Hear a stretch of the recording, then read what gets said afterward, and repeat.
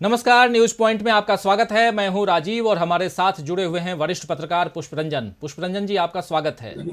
तो पुष्परंजन जी, भारत और चीन के बीच लद्दाख में मई महीने से तनाव का आलम है। इसी बीच 15 जून को दोनों देशों के सेनाओं के बीच हिंसक झड़प हो गई, जिसमें 20 भारतीय जवानों को अपनी जान गंवानी पड़ी।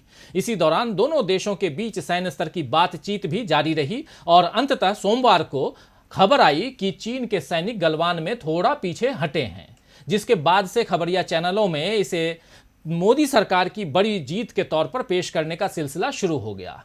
कुछ एंकर तो इतने उत्साह से भर गए कि उन्होंने इस खबर को इस ढंग से दिखाना शुरू किया मानो उन्होंने ये जो एंकर्स हैं वो गलवान खुद जा करके चीन को उन लोगों ने डराया हो और चीन उनसे डर करके पीछे हो गया हो।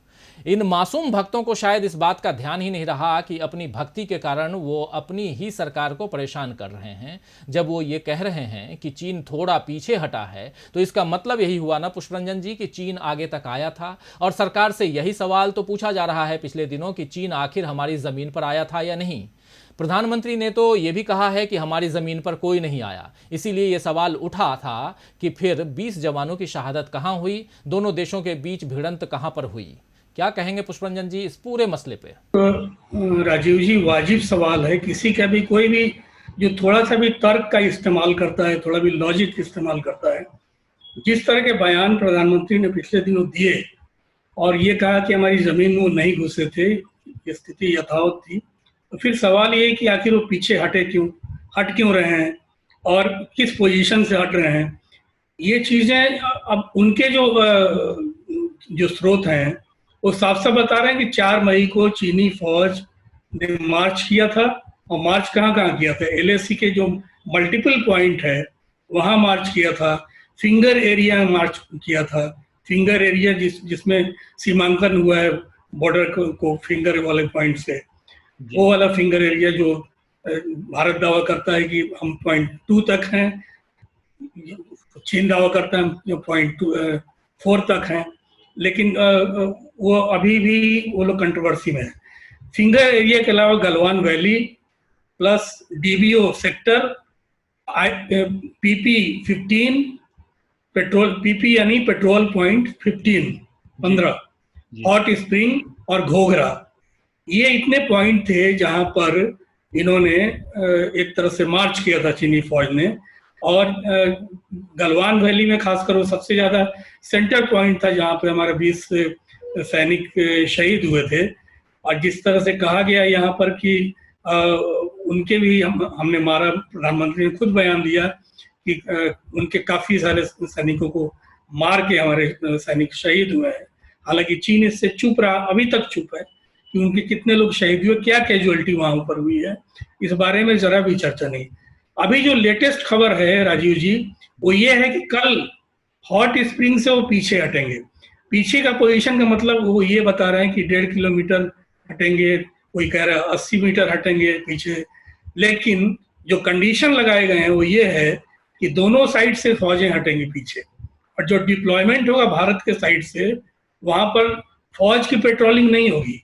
आईटीबीपी के लोग, जो पैरामिलिट्री फोर्स है भारत की, उनकी पेट्रोलिंग वहां पर होगी। और चीन की तरफ से भी उसी लेवल के जो वहां पर चीनी सेना नहीं होगी, बल्कि चीन के पैरामिलिट्री फोर्स के लोग डिप्लॉयमेंट वहां पर, ये सहमति बनी है।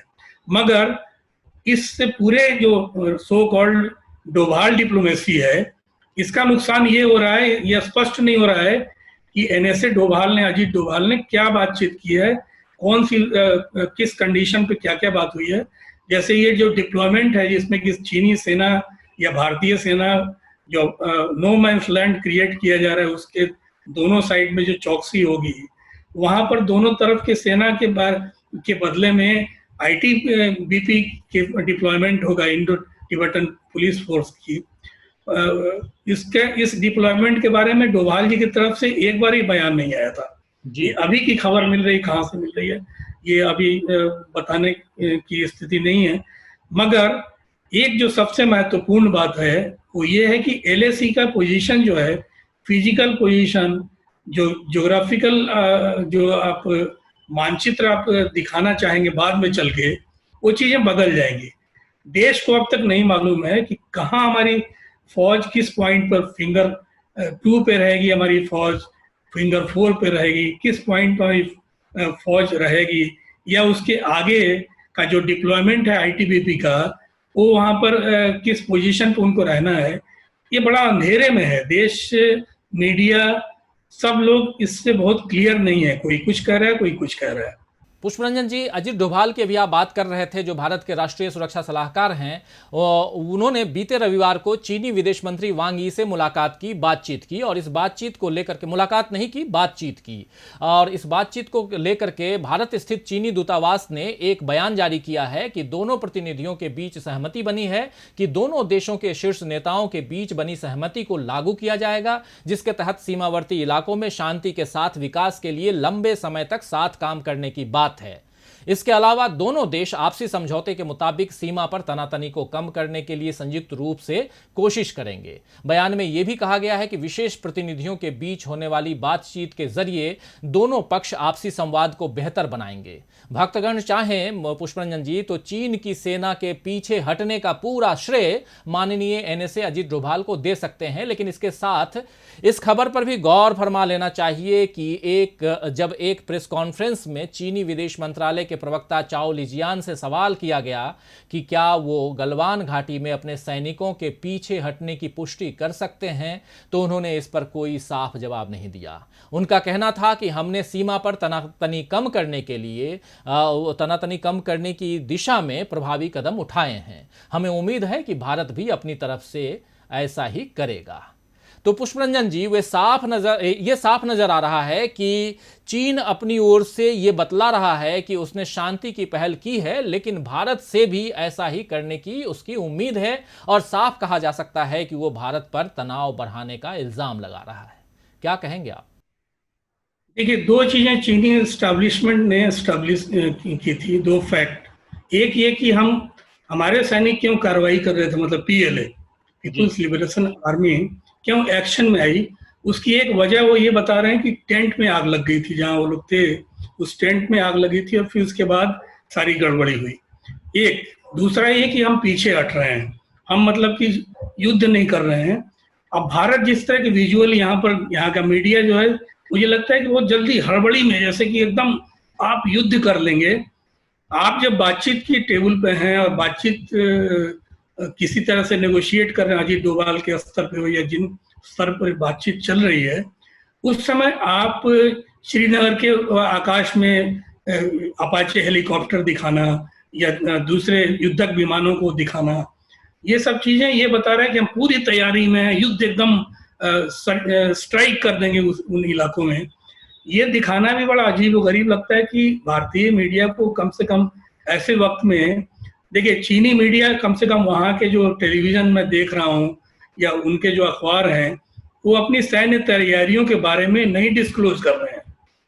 मगर मुझे पता है जिस तरह का जिन पोजीशन पे चीनी फौज वहाँ पर जाएगी या उनका डिप्लॉयमेंट है, वो बड़ा खतरनाक पोजीशन है। एक तरह से हमारा जो PP 14 है या K120 पोस्ट है, हमारा दुर्मुख है, शायोक है, दौलत बेग ओल्डी है, ये बड़े ही स्ट्रेटेजिक पॉइंट है। उस पॉइंट की सुरक्षा आज की तारीख में जो स्थिति है वहां पर, कि गलवान रिवर जो है वो अपने जल स्तर उसका बढ़ता जा रहा है। भारतीय सैनिक जहां पर डिप्लॉयमेंट है हमारा, उनके पास हम सुनिश्चित नहीं हो पा रहे हैं। अभी कुछ दिन पहले खबर आई थी कि उनको जो बारिश हो या तेज धार की नदी हो, उसमें जो ड्रेस उनको चाहिए, वाटरप्रूफ जो ड्रेस चाहिए, उसकी कमी हो रही है। वो सप्लाई तुरंत होनी चाहिए थी। आप जिस पॉइंट पे आपके सैनिक वहां पर तैनात हैं, आपके सैनिक के पास, और वो भी वहाँ -डिग्री टेम्परेचर है, वहां पर बारिश और उसके लिए और बाढ़ के लिए की स्थिति का सामना करने के लिए सैनिकों के पास वैसा ड्रेस सप्लाई क्यों नहीं है, ये एक बड़ा सवाल है। और सप्लाई कौन है, राजीव जी, जान के आश्चर्य होता है। श्रीलंका कोलंबो में बेस्ड एक पार्टी है जो बहुत कंट्रोवर्शियल रही है, जो जिसके सप्लाई को लेके और जिसके क्वालिटी को लेके भी सवाल उठता रहा है। वैसे सप्लायर से अभी भी फुल प्रूफ सप्लाई नहीं कर पाया है। तो एक दूसरा पार्ट है, हम फिर वहीं आते हैं जहां पर अगर स्ट्रेटेजी की बात कर रहे हैं कि अभी जो जिस तरह का डिप्लॉयमेंट वहां पर है, उसकी तैयारी के लिए भारत सरकार को अपने स्तर पे कम से कम मीडिया को सही जानकारी देनी चाहिए कि किस पोजीशन पे हम हैं, हमारे सेना कहाँ तक जाएगी और किस पोजीशन को हम फेस करेंगे। ये सब कुछ कयास पे चल रहा है, कोई कुछ कह रहा है, कोई कुछ कह रहा है। तो चीन के इन बयानों के बाद भी क्या सरकार को इतनी जल्दी अपनी पीठ थपथपा लेनी चाहिए? ये सही है पुष्परंजन जी कि चीन के सैनिक थोड़ा पीछे हटे हैं, लेकिन ये किसी रणनीति के तहत हुआ या फिर गलवान नदी में पानी के बढ़ते स्तर ने उन्हें मजबूर किया? अगर ये प्राकृतिक कारण था तो फिर सरकार को निश्चिंत नहीं होना चाहिए, क्योंकि जलस्तर घटते ही चीनी सैनिक फिर आगे आ सकते हैं। तो पुष्परंजन जी, सवाल यह भी है कि कहीं चीनी सैनिक टैक्टिकल हाइट पर तो नहीं जम गए हैं?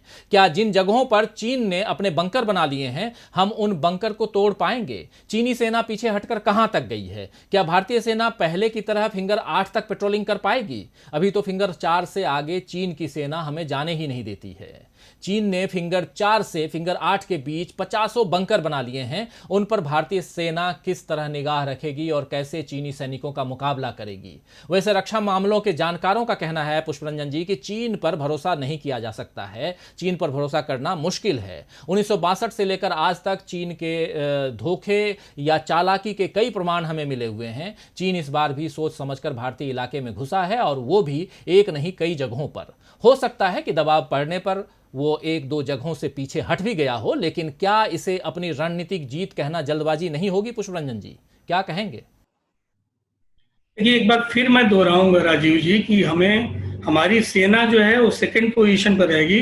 फ्रंट लाइन पे आईटीबीपी के जवान होंगे। पैरामिलिट्री फोर्स जो है वो माउंटेन वार के लिए उतना ट्रेंड नहीं है। मैं स्पष्ट कर देना चाहता हूँ, माउंटेन वार बहुत सबसे मतलब हाई अल्टीट्यूड पे लड़ने का जो मादा रखता है, भारत में है उसकी ट्रेनिंग बाकायदा। कारगिल में है, गुलमर्ग वगैरह में है, सोनमर्ग में भी उसकी ट्रेनिंग होती है। मगर आईटीबीपी के उस फोर्स की डिप्लॉयमेंट जो माउंटेन वार में बहुत ट्रेंड हो, आज की तारीख में हम वहाँ जो डिप्लॉयमेंट देने जा रहे हैं वो शायद उतना कॉम्पिटेंट हो नहीं। मैं उस कॉम्पिटेंस पे सवाल नहीं उठा रहा हूँ, मगर बात ट्रेनिंग की हो रही है, कि बात उस प्रोटेक्शन की हो रही है कि उस स्ट्रेटेजिक लाइन पे जब ऐसे फोर्स की तैनाती आप करते हैं तो उसके लिए थोड़ा समय भी चाहिए होता है। तो एक पोजीशन ये है। दूसरा है कि चीन कई तरह के लारा लप्पा भी दे रहा है आज की तारीख में। आज मैं देख रहा था कुछ उनके जो विशेषज्ञ हैं ग्लोबल टाइम्स में भी बयान दे रहे थे कि देखिए, आप जो वन चाइना पॉलिसी को भंग करना चाहते हैं, तिब्बत कार्ड खेलना चाहते हैं, ये सही नहीं है। भारत को तिब्बत के साथ व्यापार के लिए आगे बढ़ना चाहिए। देखिए, नेपाल के साथ व्यापार कितना अच्छा लहलहा रहा है। कहाँ 6-7% व्यापार नेपाल कर रहा था, लगभग 23.8% व्यापार नेपाल के साथ तिब्बत का हो रहा है। तो भारत को चाहिए तिब्बत से जितनी भी सीमाएं हमारी हैं, जैसे लिपू लेक का है या दूसरे इलाके से लगी हुई जो तिब्बत से जुड़ी हुई जो सीमाएं हैं, उससे व्यापार करे और भारत उस व्यापार को आगे बढ़ाए। यानी दोनों तरह की साइकोलॉजिकल वार भी चीन चल रहा है। चीन असल में ये जो है अपनी प्रवृत्ति से बाज नहीं आ रहा है। फरवरी में इनका वर्ष पंचांग चेंज होता है, तो इस साल चीन जो है उनका मूषक वर्ष है, वो चूहा वर्ष, रैट ईयर है चीन का जी। तो चूहे की तरह चीन जो है कुतरने में लगा हुआ है। डिप्लोमेसी के लेवल पे कुतर रहा है, सेना के लेवल पे कुतर रहा है, लेकिन हमारी जमीन, हमारी अर्थव्यवस्था, हर चीज को कुतरने में लगा हुआ है। ऐसे चूहे से कैसे हमें पार पाना है? सिर्फ शेर की तरह दहाड़ने से या सिर्फ शेर जैसा भंगिमा बनाने से, जैसे मीडिया में प्रधानमंत्री मोदी को शेर की तरह दिखाया जा रहा है कि देखिए हमारे शेर ने चीन को परास्त कर दिया। एक दहाड़ लद्दाख में दिया उन्होंने और चीन भाग गया वहां से। ठीक है, ये सब कहना लोगों का हौसला बुलंद होता है, मगर डिप्लोमेसी में और खासकर जहां बहुत इस तरह की रणनीति चल रही हो जो कि बहुत ही क्रूशियल पॉइंट हो, वहां पर शेर की तरह दहाड़ने या चूहे की तरह कुतरने से उस चूहे को कैसे आपको पिंजरे में लाना है, कैसे उससे सावधान रहना, कैसे उसको कुतरने से रोकना है, वहां बहुत होशियारी की आवश्यकता है। ये रणनीति बनानी पड़ेगी पुष्परंजन जी। तो और इधर कांग्रेस सांसद राहुल गांधी ने एनएसए डोभाल और चीनी विदेश मंत्री की वार्ता के बाद सरकार से फिर 3 सवाल पूछे हैं। पहला ये कि यथापूर्व स्थिति बनाए रखने पर जोर क्यों नहीं दिया गया। दूसरा सवाल ये है कि चीन को हमारे क्षेत्र में 20 निहत्थे जवानों की शहादत को सही ठहराने की अनुमति दी गई।